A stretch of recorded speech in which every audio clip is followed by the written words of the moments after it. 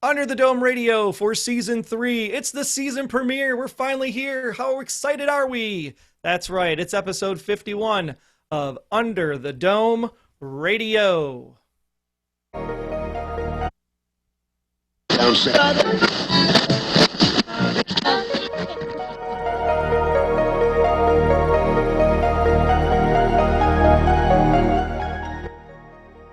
Welcome back. This is episode number 51 of Under the Dome Radio, the unofficial fan podcast for CBS's Under the Dome.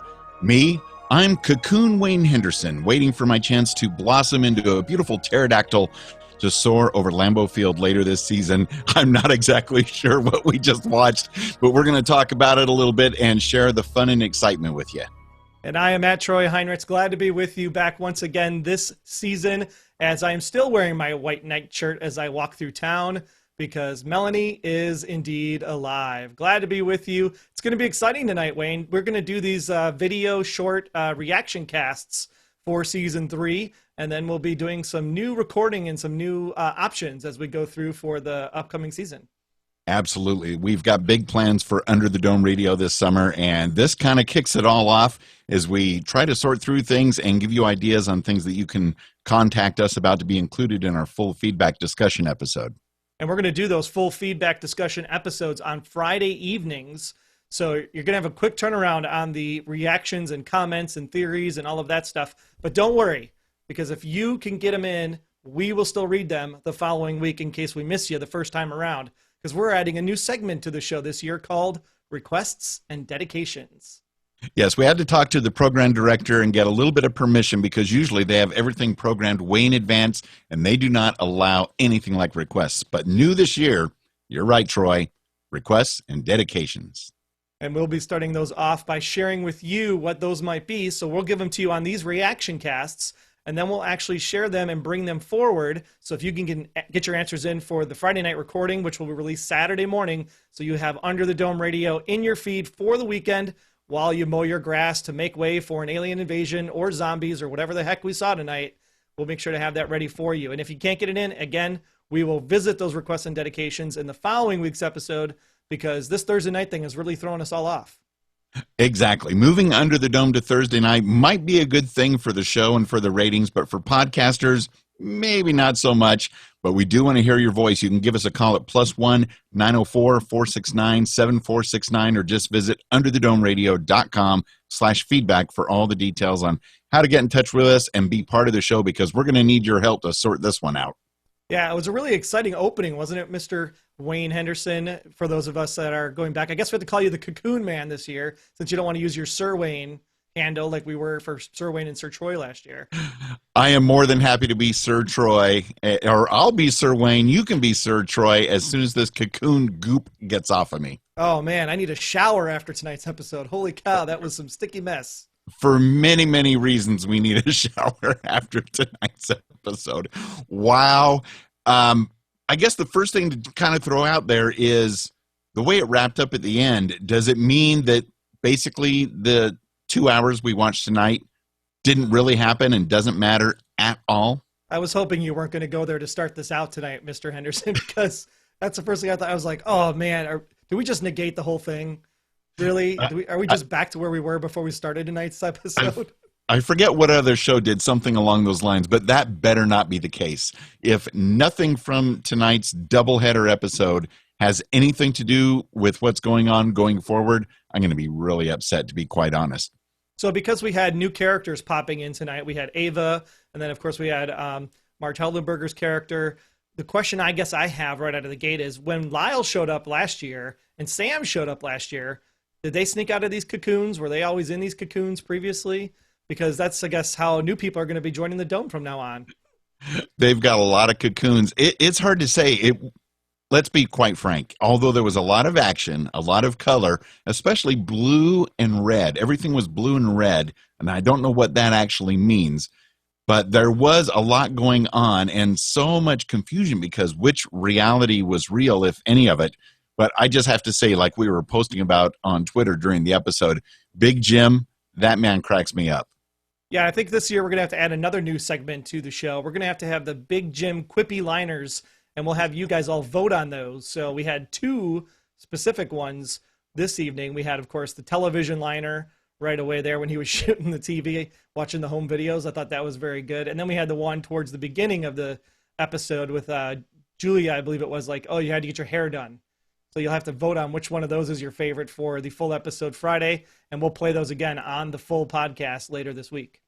Exactly. That would be a great idea. And speaking of Julia Shumway, she was playing the role that was previously done by Barbie. She was Captain Obvious tonight when she was down there looking at the cocoons. Oh, look, this one's bigger than the rest of them. In case you didn't catch that on your TV screen at home. I was just glad to see that we were going to go back to Captain Obvious once again this year. We got to keep those memes going. We really do. I don't even know where to go other than there was way too much manufactured romance in tonight's episode, if you want to call it romance. But like you said, the action, we had the Super Barbie doing manly maneuvers out in, where was it, Serbia? And that same man was there that was, being captured in all these different looks by Ben. By the way, it was great to see Ben back. Yeah, for a little bit of time that we had him. So I guess the question is if you die in the Matrix, as we were calling it on Twitter this evening, if you die in the Matrix, do you die in the cocoon? Or is Ben still alive now that he's out of the cocoon? Fine question. Somebody could call +1 904 469 7469 and let us know. Oh, wait, there was just so much this evening. I just forgot.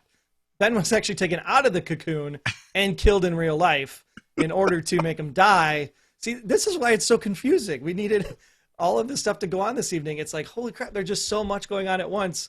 Because it was like here, and it was there, and it was a year later, and it was 3 days later, and it was 5 years later. And I didn't know what time it was. I had to look at my watch. Well, in the one sliver of reality, or whatever it was quite convenient that it was 1 year later, because that way they could kind of explain why Ben and Joe and everybody was older as well as being taller. So that was pretty convenient. That worked out pretty well. I also love the fact that this evening they were able to stop getting inhalers for Ben because his asthma cleared up all of a sudden, because that gave us more money in the effects budget for this season.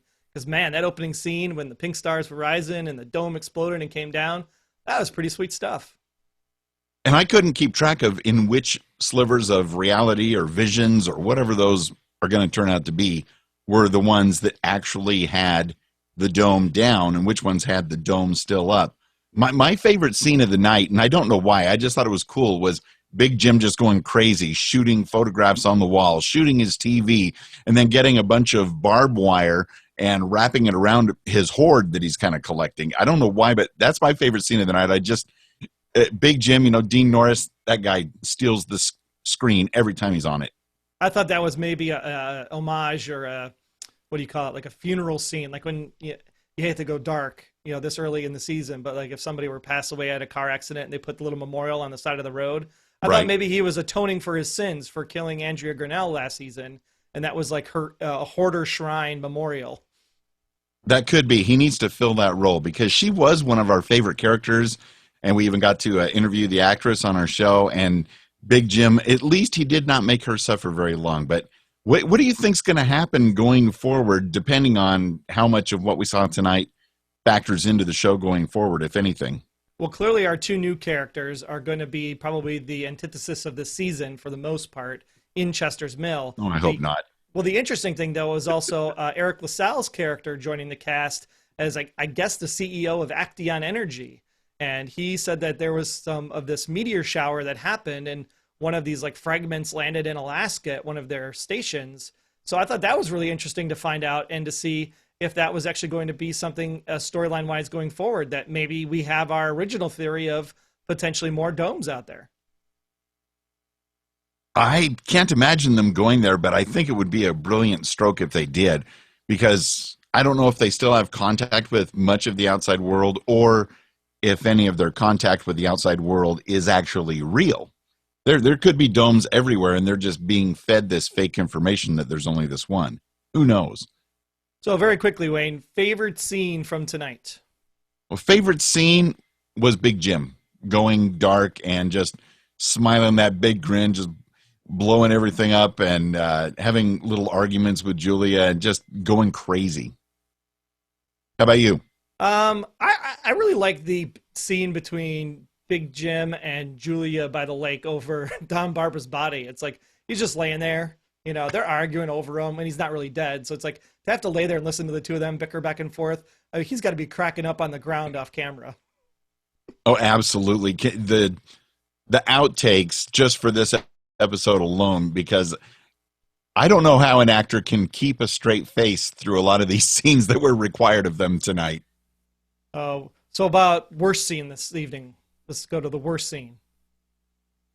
The worst, I can only pick one.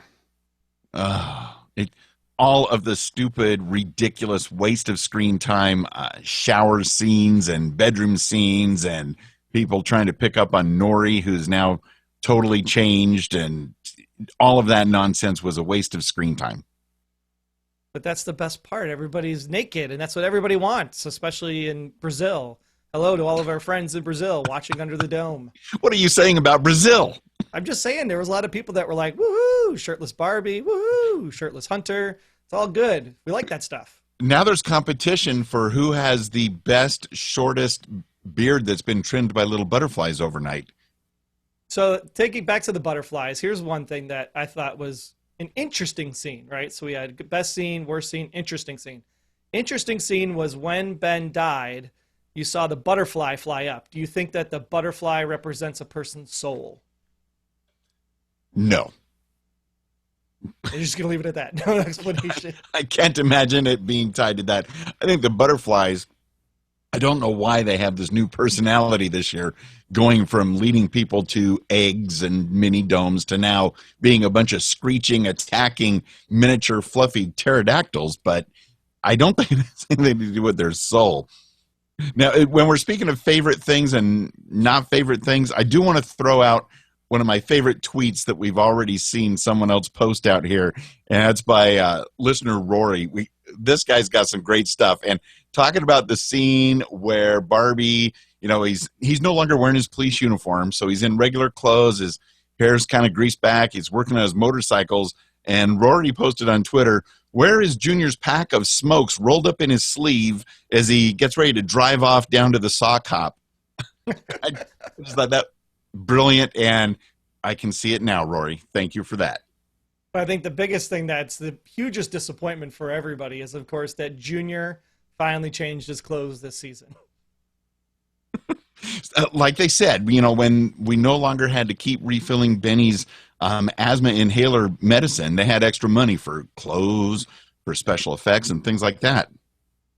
Well, here's the thing. So we are going to be back later Saturday morning in the podcast feed. Again, you can subscribe on iTunes, Stitcher, iHeartRadio, TuneIn. All of the links to do all that is at underthedomeradio.com, right there at the top of the website. So be sure to check that out. But we're going to leave you with this to ponder tonight as you sleep and hopefully not have nightmares about getting in stuck squishy jelly and stuff. Ugh. Ugh. But the thing I want to know from all of you, and you too, Mr. Henderson, we're going to talk about this when we record later this week. Because the baby was in play in Ava's tummy as she's holding Barbie there, I don't know if that was just a mind game to keep Barbie entrapped in the Matrix. Okay. But is she now pregnant in real life?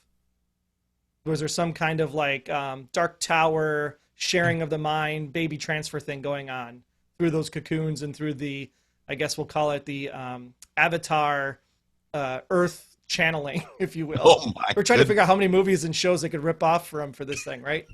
That was a great explanation. Yeah. And I was thinking, if she really is pregnant, is it a Star Child baby? In which case we're going to have to contact Hank Davis over at the TPA network, because he does podcasts that every show he does seems to have a Star Child baby. Or I also thought of Mia's child in the Dark Tower series. Yeah, that's exactly what I was thinking. Mia, Dark Tower, Stephen King, Under the Dome, it all ties together. So why don't you guys think on that? Let us know if you think the baby's still in play. Again, +1 904 469 7469. That number again, Mr. Henderson. I believe you said it was +1 904 469 7469. And while you're at it, if you have a logical explanation as to why there was so much blue and red in this episode, let us know that as well. And I just wanted to see if you happen to notice this when we're showing sorority girl Nori, whether or not this is going to turn out to be a real scene or not, in the background showing her sorority house, the big ZE on the back of the building for her sorority, which of course are the first two letters of Zenith. Does that mean anything? Oh, very good. Astute eyesight there, Mr. Henderson. Thank you very much, Sir Troy. I'm just trying to help out. Well, it's been great. We're doing these quick reaction casts again. We're Yes. going to be back for the full episode later on this week. Again, get your feedback in ASAP because you got a quick 24, 48-hour turnaround on that feedback. And if we miss you, we will include it in the following week's episode in the new request and dedication segment. Again, +1 904 469 7469, or you can send us in a message right from the Under the Dome Radio website, underthedomeradio.com, right there on the right-hand side. Be sure to get in your messages because the Dome Cocoon operators are standing by with their Falling Skies Schfinny screens.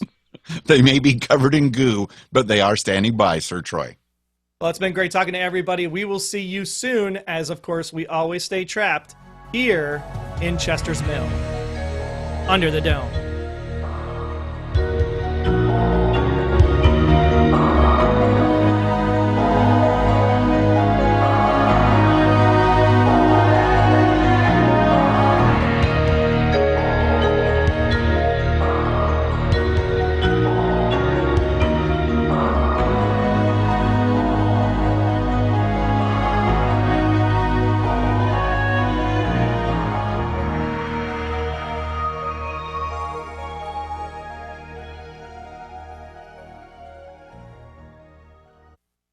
Under the Dome Radio is a proud member of Noodle Mix Network. Get more of our award-winning and award-nominated podcasts to make you think, laugh, and succeed at noodle.mx. Get organized in your personal and professional life. Laugh with our clean comedy. Theorize over great television shows, and so much more. All waiting for you at noodle.mx.